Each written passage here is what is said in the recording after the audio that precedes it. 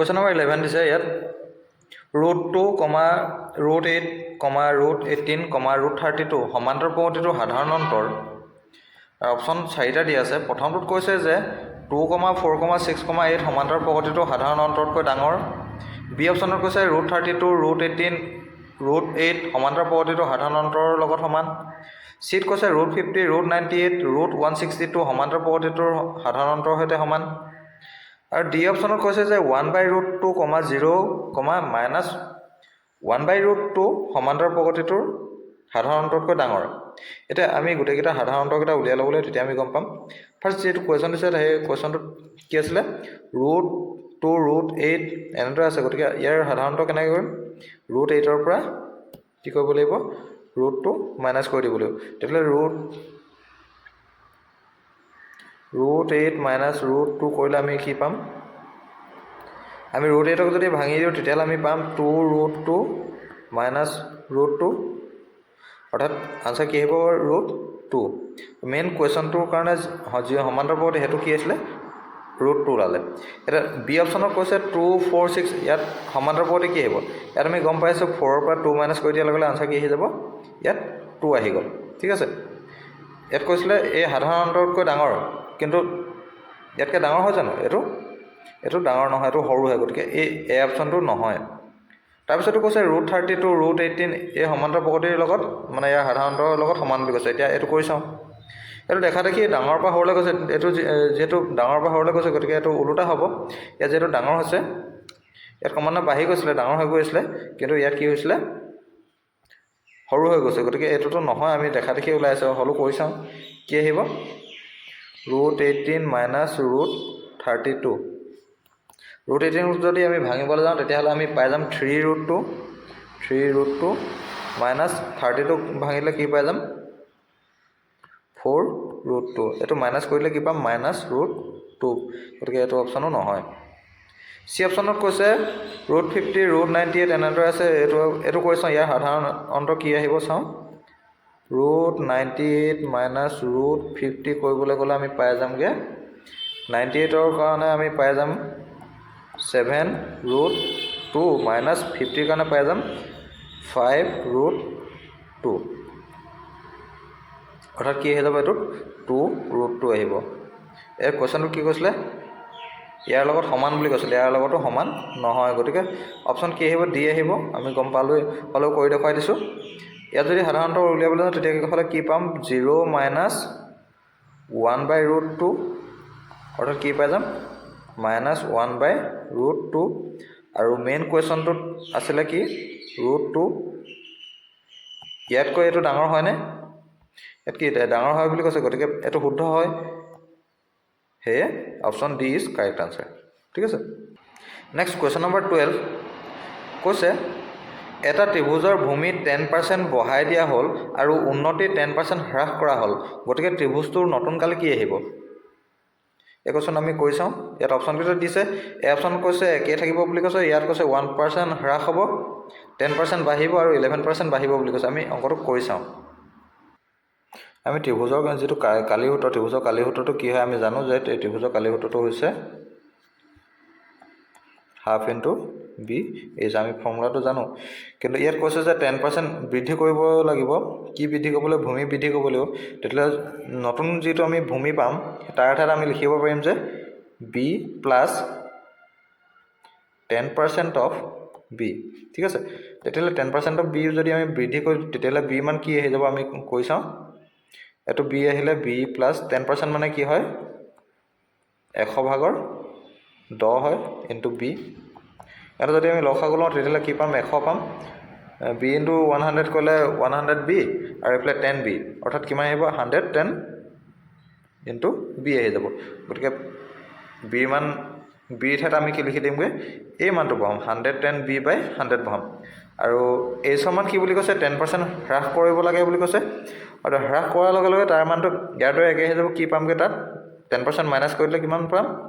90/100 H পাম। ঠিক আছে, এতিয়া এই যিটো ফৰ্মুলা ইয়াত আমি এই মানকেইটা বহাই দিওঁ।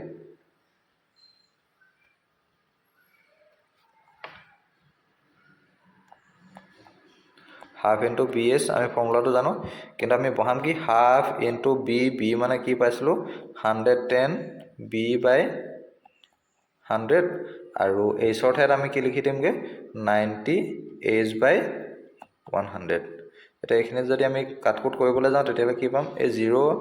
আৰু এই 0 গ'ল আৰু এই 0 লগত এই 0টো গ'লগৈ ঠিক আছে তেতিয়াহ'লে আমি কি পাই যামগৈ এফালে হাফ বি এইচটো একেলগতে থৈ দিওঁ বি এইচ ইনটু থাকিলে কি 11 ইনটু 9 কৰিলে কি পাম 99 পাম আৰু তলত কি থাকিলে এইটো 100 পাম অৰ্থাৎ কি আহিলে হাফ বি এইচ ইনটু 99 বাই 100 মিনছ কি 99% হয়নে নহয় আৰু যদি 99% হয় তেতিয়াহ'লে নতুন ত্ৰিভুজটোৰ কালি কিমান হৈ গ'ল প্ৰকৃততে যিটো আছিলে সেই ত্ৰিভুজটোৰ কালিতকৈ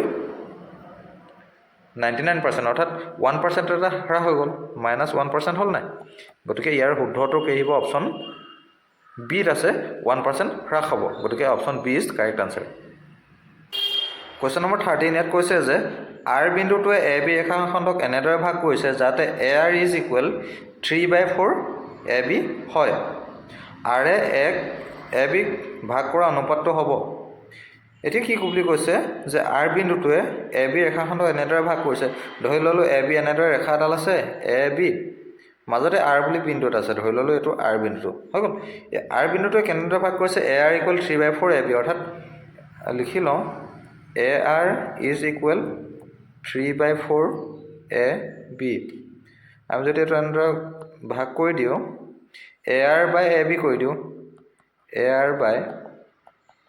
এ বি ইজ ইকুৱেল কি হৈ যাব 3/4 অৰ্থাৎ এ আৰ হৈছে 3 অৰ্থাৎ এৰ পৰা আৰলৈ দূৰত্ব হ'ব কিমান 3 আৰু এ বিৰ দূৰত্ব কিমান আহিব এইটো 4 আহিব গতিকে আমাৰ ছবিটো অকণমান বেলেগ হৈ আছে এইটো শুদ্ধ কৰি লওঁ ধৰি ল'লোঁ এইটো এ বি আৰ বিন্দুটো প্ৰায় ইমানটো মানত পাবহি এইটো হ'ব আৰ বিন্দু তেতিয়া এ আৰ ইকুৱেল কিমান আহি যাব এইটো 3 আহিব আৰু ইয়াৰ পৰা এইটো কি আহি যাব 4 আহি যাব বুজি পোৱা গ'ল যদি এ আৰ 3 হয় আৰু এ বি যদি 4 হৈ যায় তেতিয়াহ'লে আৰ বি কিমান আহি যাব এইটো 1 আহিব নাই এইটো কিমান আহি যাব 1 আহিব গতিকে এ বি ৰেখাখনক ভাগ কৰা অনুপাতটো কি আহিব 3:1 আহিব গতিকে শুদ্ধটো কি ক'ত আছে অপশ্যন এত আছে 3:1 গতিকে সেইটো শুদ্ধ উত্তৰ হ'ব নেক্সট কুৱেশ্যন নম্বৰ 14 ইয়াত কৈছে P-1,0 এটা বৃত্তৰ কেন্দ্ৰ ধৰি ল'লোঁ এইটো এটা বৃত্ত কেন্দ্ৰটো কি দি আছে P-1,0 আৰু 2,4 বৃত্তটোৰ ওপৰত এটা বিন্দু 2,4 ধৰি ল'লোঁ এই বিন্দুটো কিমান 2,4 ধৰি ল'লোঁ এইটো ইয়াৰ নাম দিছে কিউ গতিকে কিউ লিখি দিছোঁ বৃত্তৰ ওপৰত থকা আন তিনিটা বিন্দুবোৰ হ'ল তলত অপশ্যন কেইটামান দিয়া আছে -6,0 -1,5 3, -3 0, -5 এতিয়া সেই বিন্দুকেইটাৰ ভিতৰত কিছুমান অপশ্যন দিয়া আছে সেইখিনি চাব লাগিব এতিয়া কথা হ'ল যে বৃত্তৰ কেন্দ্ৰৰ পৰা বৃত্তৰ যিকোনো বিন্দুত থকা এটা বিন্দুৰ দূৰত্ব কি হ'ব এই বিন্দুটোৰ দূৰত্ব যিমান আহিব ধৰি ল'লোঁ 5 আহিলে তেতিয়াহ'লে ইয়াত থকা এটা বিন্দুৰ দূৰত্ব কিমান আহিব 5 আহিব লাগিব প্ৰত্যেকতে হয় নাই গতিকে আমি পি কিউ দূৰত্ব উলিয়াই লওঁ পি কিউ দূৰত্ব সূত্ৰ প্ৰয়োগ কৰি পি কিউ দূৰত্ব উলিয়াই ল'লে বাকীকেইডালত আমি দূৰত্ব সূত্ৰ প্ৰয়োগ কৰি দিম আনচাৰ আহি যাব এটা পি কিউ দূৰত্ব উলিয়ালোঁ পি কিউ ইজ ইকুৱেল আমি ফৰ্মুলা জানো √/b কি হ'ব x2 - x1 হোল স্কুৱাৰ ইয়াত কি হ'ব 2 - -1 2 - -1 হ'লে কি আহিব 3 স্কুৱাৰ মই ডাইৰেক্ট কৈছোঁ তাৰপিছত 4 - 0 আহিলে 4 স্কুৱাৰ 3 স্কুৱাৰ মানে 9 প্লাছ এইফালে 16 প্লাছ কৰিলে কি হৈ গ'ল √25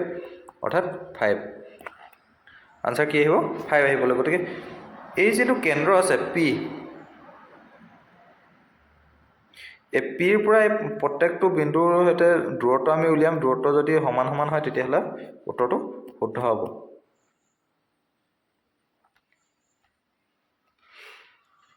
এতিয়া পিৰ লগত এই 1 নম্বৰ বিন্দুটো দূৰত্ব উলিয়াওঁ তেতিয়া কি আহিব -6 -1 অৰ্থাৎ -6 + 1 তেতিয়া কিমান আহিব -5 স্কুৱাৰ প্লাছ 0 0 আছে 0 0 কৰিলে কি 0 আহিব এইটো কামেই নাই অৰ্থাৎ ডাইৰেক্ট আনসাৰটো কি আহিব 25 25 আকৌ ৰুট লৈলে কি আহিব আনসাৰ 5 আহি যাব গতিকে 1 নম্বৰ বিন্দুটো হয় তাৰ পিছৰ বিন্দুটো চোৱা যাওক কি আছে তাৰ পিছৰ বিন্দু দিছে -1,5 গতিকে কি হ'ব -1 -1 মাইনাছ মাইনাছ অফ -1 গতিকে কি হ'ব -1 + 1 0 ফাৰ্ষ্ট আৰু 0 আহি গ'ল নেক্সটত কি আহিব 5 - 0 = কি হ'ব 5 স্কোৱাৰ তাৰ বৰ্গমূলৰ আনসাৰ কি আহিব 5 আহিব গতিকে অপশ্যন বি শুদ্ধ তাৰপিছত 3 নম্বৰটো দিছে 3, -3 এটা ইয়াত কৈ চাওঁ তেতিয়া কি আহে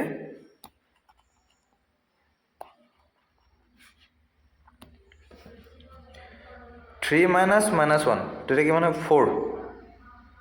স্কোৱাৰ 4 স্কোৱাৰ প্লাছ অফ কি আহিব -3 - 0 তেতিয়া -3 কৰিলে কি আহিব এইটোত 3 স্কোৱাৰ এইটো আনসাৰ কি আহিব 4 স্কোৱাৰ হ'লে 16 প্লাছ এইফালে আহিব 9 √25 ইকুৱেল আনসাৰ কি আহিলে 5 আহিলে গতিকে 3 নম্বৰ বিন্দুটো সেই বৃত্তটোৰ ওপৰত থকা এটা বিন্দু হয় গতিকে 4 নম্বৰটো নহ'ব লাগে আৰু আমি কৰি চোৱাটো ভাল হয় কি দিছে 0 - -1 অৰ্থাৎ 1 স্কোৱাৰ প্লাছ -5 - 0 কিমান আহিব 5 স্কোৱাৰ 1 স্কোৱাৰ মানে 1 হৈ গ'ল প্লাছ এইফালে হৈ গ'ল 25 কিমান আহিলে √26 ইয়াৰটো বৰ্গমূল নাই এইটো বেলেগ আহিলে গতিকে এই বিন্দুটো কি হ'ব তাৰ বিন্দু নহয় অপশ্যন এ বি চি ডিত এনেদৰে দিছে ইয়াত কৈছে যে ওপৰৰ যিকোনো তিনিটা বুলি কৈছে যিকোনো তিনিটা বুলি ক'লে হয় কিন্তু তাৰ তলকেইটা চাওঁচোন বিত কৈছে 2 3 আৰু 4 2 3 4টো নহয় আমাৰ কোনকেইটা আছিলে 1 2 আৰু 3 গতিকে চিটো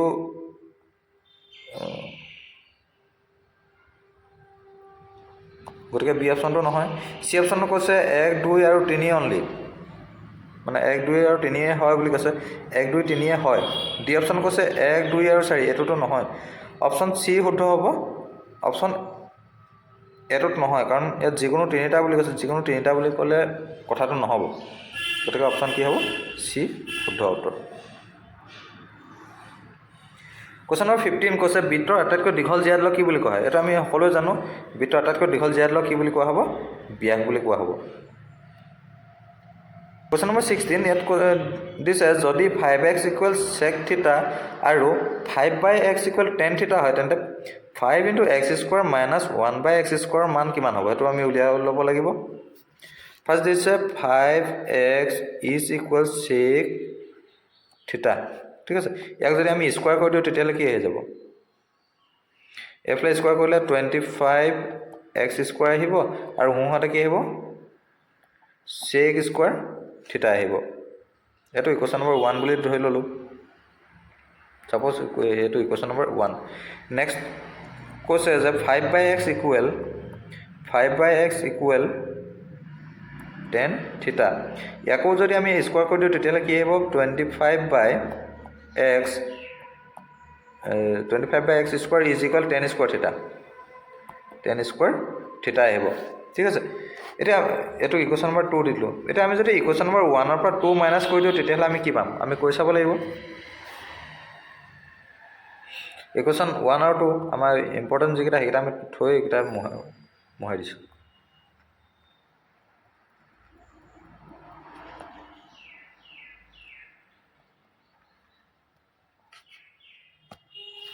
ইকুৱেশ্যন নম্বৰ 1 - 2 1 - 2 কৰিলে কি আহিব এইটোৰ পৰা এইটো মাইনাছ হৈ যাব অৰ্থাৎ 25x² - 25/x² ঠিক আছে ইজ ইকুৱেল কি আহিব sec² θ - tan² θ আহিব ইয়াৰ পৰা আমি কমন ল'ব পাৰিম 25 কমন ল'লে ইয়াত থাকি যাব x² মাইনাছ থাকি যাব 1/x² ঠিক আছে ইকুৱেল sec² θ - tan² θ কৰিলে ইয়াৰ আনসাৰ হ'ব 1 আমি ত্ৰিকোণমিতিৰ ফৰ্মুলা মতে জানো যে এইটো মাইনাছ কৰিলে কি পোৱা যাব আনসাৰ 1 পোৱা যাব ইমপ্লাইজ এই যে 25 আছে ইয়াক এটা কাম কৰোঁ 5 × 5 কৰি দিওঁ তেতিয়া 5টো থৈ 5টো এইফালে লৈ যাওঁ তেতিয়া কি হৈ যাব 5x² - 1/x² ইজ ইকুৱেল কি হৈ যাব 1/5 আহিব ঠিক আছে আৰু কুৱেশ্যনটোত এইটোৱে সুধিছিলে গতিকে ইয়াৰ আনচাৰ কি পাইলোঁ 1/5 অপশ্যন কোনটো শুদ্ধ হ'ব বি শুদ্ধ হ'ব 1/5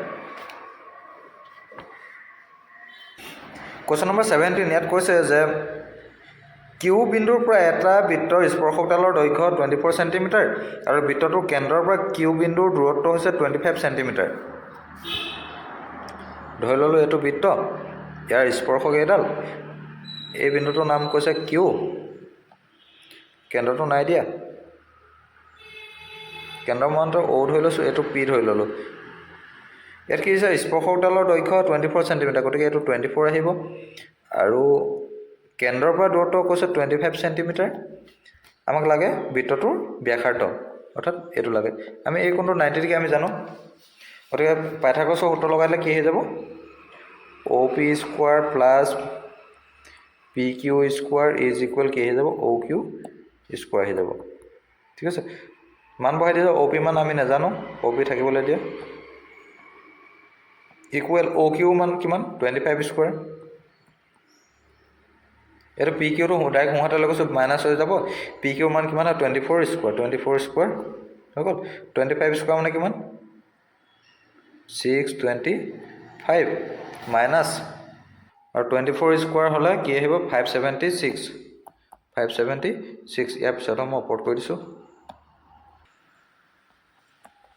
অ' পি স্কোৱাৰ ইজ ইকুৱেল কি হৈ যাব 625 মাইনাছ 576 কৰিলে কি আহিব 6 9 15 লাগি গ'ল 7 4 11 49 তেতিয়াহ'লে অ' পি কিমান আহি যাব এইফালে স্কোৱাৰ থাকিলে সেইফালে ৰুট হৈ যাব ৰুট হৈ যোৱাৰ লগে লগে ইয়াৰ আনচাৰ কি হৈ যাব 7 আহিব অৰ্থাৎ বৃত্তটোৰ ব্যাসাৰ্ধ কিমান চেণ্টিমিটাৰ আহি গ'ল 7 চেণ্টিমিটাৰ অপশ্যন কি A is correct answer question number 18 কৈছে যে প্ৰত্যেকৰে 64 চেণ্টিমিটাৰ কিউব আয়তন বিশিষ্ট দুটা ঘনক মূৰে মূৰে সংযোগ কৰা হ'ল অৰ্থাৎ এনেকুৱা ধৰণৰ এইটো কিতাপৰ কুৱেশ্যন কিতাপত আছিলে এই কুৱেশ্যনটো এনেদৰে দুটা ঘনক লগ লগাই দিছে আৰু কি হৈছে এটা আয়তীয় ঘনকৰ সৃষ্টি হৈছে তেনেহ'লে আয়তীয় ঘনকটোৰ পৃষ্ঠকালি হ'ব পৃষ্ঠকালি কেনেকৈ ওলাব এতিয়া যিহেতু আয়তন 64 চেণ্টিমিটাৰ কিউব যিহেতু এইটো ঘনক হয় ঘনকৰ সূত্ৰ আমি লগাই দিম ঘনকৰ আয়তনৰ সূত্ৰটো হৈছে কি এ কিউব ইকুৱেল 64 আৰু তেতিয়াহ'লে এ মান কিমান আহি যাব এইটো 4 আহি যাব অৰ্থাৎ এই দূৰত্বটো কিমান হয় 4 হয় এইটো 4 হয় এইটো চবফালে কিমান হয় 4 হয় তেতিয়াহ'লে এই যিটো ডাঙৰকৈ এইটো এটা আয়তীয় ঘনক ওলালে এই আয়তীয় ঘনকটোৰ দিশ কিমান আহি যাব 8 আহি যাব আৰু প্ৰস্থ কিমান আহিব এইটো 4 আহিব আৰু উচ্চতাও 4 আহিব ঠিক আছে তেতিয়াহ'লে আমি পৃষ্ঠকালি সূত্ৰটো লগালে আমি ইয়াৰ আনচাৰ পাই যাম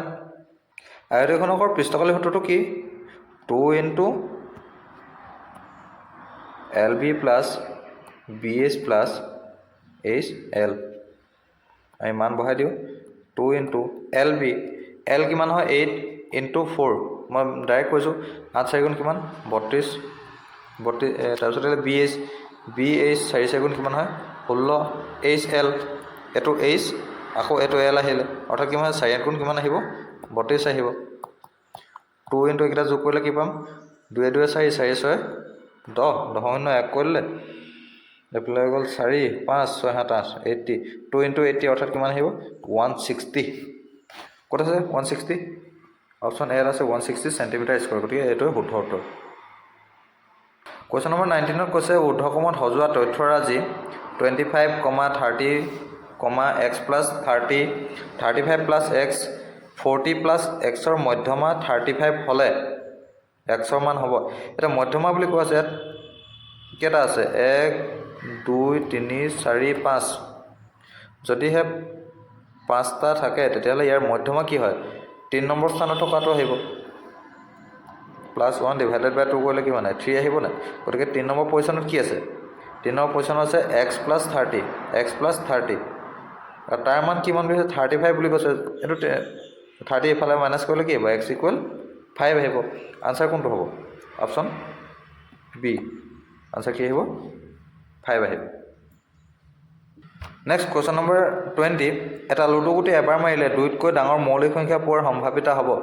এটা লুডু গুটি এটা মাৰিলে কি পোৱা যায় 1 2 3 4 5 আৰু 6 এইকেইটাই পোৱা যায় ইয়াত কৈছে যে 2তকৈ ডাঙৰ মৌলিক সংখ্যা এই 2টোতকৈ ডাঙৰ মৌলিক সংখ্যা কোনকেইটা আছে 3 আছে আৰু 5 আছে দুটাই আছে কেইটা আহিব দুটা 6টাৰ ভিতৰত দুটা গতিকে এইটো কটাকটি কৰিলে কি পাম আনসাৰ 1/3 পাম অপশ্যন কি option D is correct answer